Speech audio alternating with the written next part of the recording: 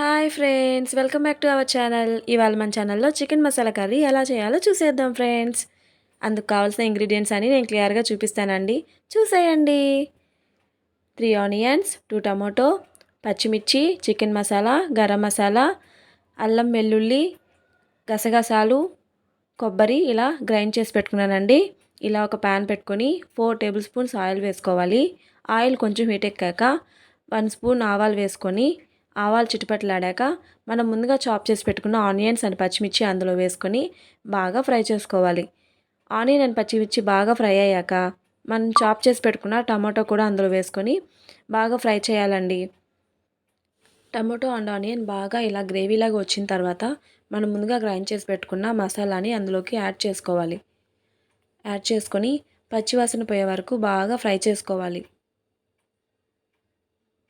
Fry చేసుకున్నాక నేను ముందుగానే 1/2 kg చికెన్ని బాగా వాష్ చేసుకొని తగినంత salt, turmeric powder, red chilli powder, కొంచెం ఆయిల్ వేసుకొని తగినన్ని వాటర్ వేసుకొని బాయిల్ చేసి పెట్టుకున్నానండి.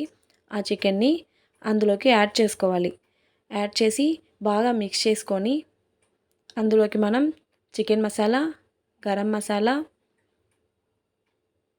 ధనియా పౌడర్, కొంచెం మసాలాలన్నీ వేసుకున్నాక ఒక 10 మినిట్స్ అలాగే గ్యాస్ మీద ఉంచాలండి.